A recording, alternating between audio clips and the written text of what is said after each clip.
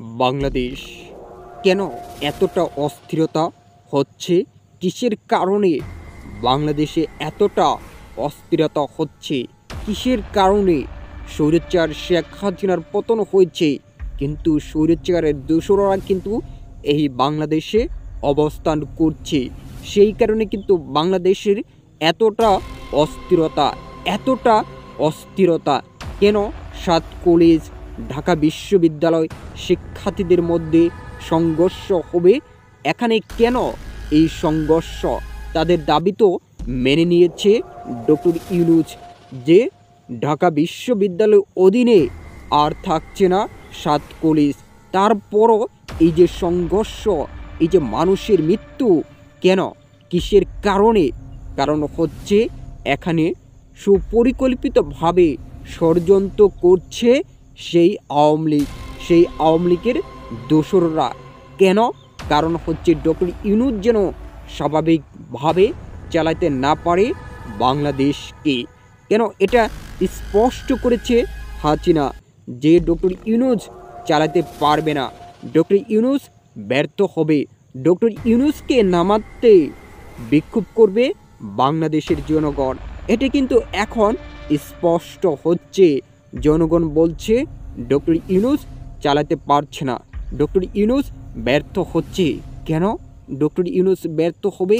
কারণ তাকে তো বাংলাদেশের জনগণই সুন্দরভাবে ফ্রান্স থেকে নিয়ে এসে প্রধান উপদেষ্টার দিল। কিন্তু এখন কেন সেই বাংলাদেশের জনগণ বলছে ডক্টর ইউনূস পারছে না, ডক্টর ইউনূস পারছে না, ডক্টর ইউনূস ফেল হচ্ছে? কেন? কারণ এত মানুষের চাওয়া, এত এখনও দুর্নীতি। এই দুর্নীতি কে করছে?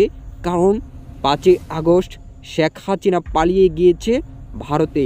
শেখ হাসিনা পালিয়ে যাওয়ার পর তার যে দোসররা এই দেশে অবস্থান করছে, সেটি কিন্তু স্পষ্ট যে এই দেশে অবস্থান করছে তার দোসররা।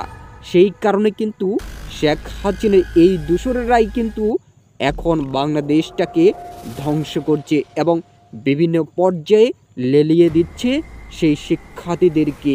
যেমন 7 কলেজের সাথে ঢাকা বিশ্ববিদ্যালয়ের যে একটা সংঘর্ষ হয়েছিল এবং বিভিন্ন দাবি দেওয়া, যেমন এখন যেটা ঘটছে সেটা এভাবে যদি ঘটতে থাকে তাহলে বাংলাদেশ যে একটা অস্থিরতা হবে রাজনীতিভাবে, অর্থনীতিভাবে, এখানে অন্য কোনো দেশ তার ফায়দা লুটবে। বিশেষ করে ভারত বাংলাদেশের এখন চিরশত্রু। যে ভারত বাংলাদেশের বন্ধু ছিল, সেই ভারত কিন্তু বাংলাদেশের চিরশত্রু। কারণ সীমান্তে যেভাবে হত্যা করেছিল এই ভারত, শেখ হাসিনাকে যে দাবি দিয়েছিল, শেখ হাসিনাকে যে নিরাপত্তা দিয়েছিল, এখন কিন্তু ডক্টর ইউনূসকে সেই নিরাপত্তা দিচ্ছে না ভারত। বিশেষ করে ভারত এখন মরিয়া হয়ে উঠছে, নরেন্দ্র মোদী এখন মরিয়া হয়ে উঠছে। আরে বাংলাদেশকে আমি যা বলেছি শেখ হাসিনা তা মেনেছে, এখন কিন্তু ডক্টর ইউনূস মানছে না। কেন মানছে না? এই বাংলাদেশ তো ছোট্ট একটা দেশ, আমরা তো বৃহৎ একটা দেশ, বিশেষ করে অর্থনীতিভাবে আমরা বৃহৎ। তাহলে এই বাংলাদেশ কেন আমাদেরকে মানছে না? যে কোনো মুহূর্তে আমরা বাংলাদেশকে আক্রমণ করতে পারি। সেই কারণে কিন্তু এই ভারতের সেনাবাহিনীকে সংগঠিত করছে এবং সীমান্তে উত্তেজনা করছে। তবে কি বাংলাদেশকে আক্রমণ করবে ভারত? না, কারণ বাংলাদেশের মানুষ যে দেশপ্রেমিক এবং ভারতের মানুষ যে দেশপ্রেমিক, সেই তুলনায় বাংলাদেশের মানুষ অনেক গুণ এগিয়ে। তারা জানে তাদের দেশকে কিভাবে রক্ষা করতে হয়।